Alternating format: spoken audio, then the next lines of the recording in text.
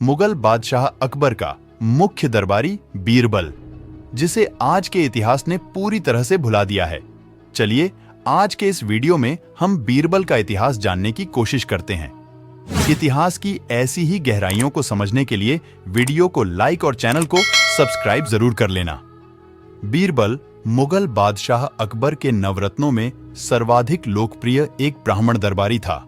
बादशाह अकबर के प्रशासन में बीरबल मुगल दरबार का प्रमुख वजीर था और राज दरबार में उसका बहुत प्रभाव था। बीरबल का जन्म 1584 ईस्वी में हुआ था। जब तक बीरबल राज दरबार में नहीं आया तब तक उसका जीवन आर्थिक स्थिति से बहुत कमजोर था। बीरबल महेश दास नामक बादफरोश ब्राह्मण थे, जिसे हिंदी में भाट कहते हैं।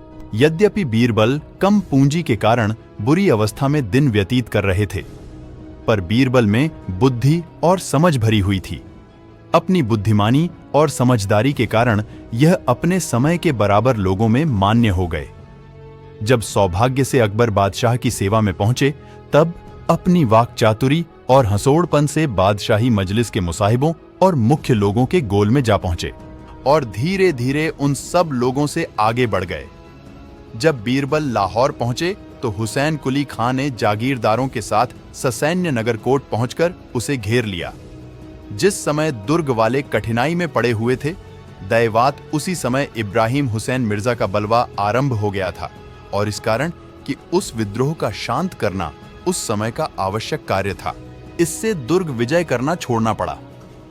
30वें वर्ष सन 1586 में जैन खां कोका यूसुफ जई जाति को, जो स्वाद और बाजोर नामक पहाड़ी देश की रहने वाली थी, उन्हें दंड देने के लिए नियुक्त हुआ था। उसने बाजौर पर चढ़ाई करके स्वाद पहुंचकर उस जाति को दंड दिया। घाटियां पार करते करते सेना थक गई थी, इसलिए जैन खां कोका ने बादशाह के पास नई सेना के लिए सहायतार्थ प्रार्थना की। शेख अबुल फजल ने उत्साह और स्वामी भक्ति से इस कार्य के लिए बादशाह ने अपने को नियुक्त किए जाने की प्रार्थना की। बादशाह ने इनके और बीरबल के नाम पर गोली डाली। दैवात वह बीरबल के नाम की निकली।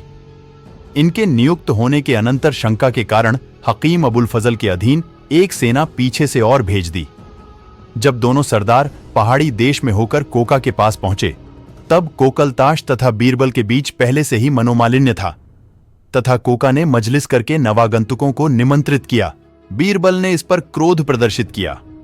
कोका धैर्य को काम में लाकर बीरबल के पास गया और जब राय होने लगी तब बीरबल से कड़ी कड़ी बातें हुई और अंत में गाली गलौज तक हो गया।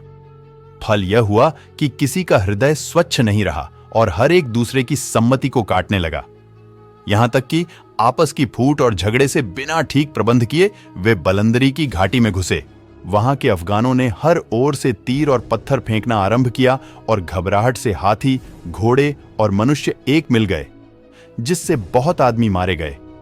दूसरे दिन बिना क्रम ही कूच करने से अंधेरे में घाटियों में फंसकर बहुत से मारे गए। बीरबल भी इसी में मारा गया। कहते हैं कि जब बीरबल कराकर पहुंचे थे तब किसी ने उनसे कहा था कि आज की रात में अफगान आक्रमण करेंगे, इससे 3-4 कोस जमीन पार कर ली जाए तो रात्रि आक्रमण का खतरा नहीं रहेगा। बीरबल ने जैन खां को बिना इसका पता दिए ही संध्या समय कूच कर दी। उनके पीछे कुल सेना चल दी। जो होना था सो हो गया।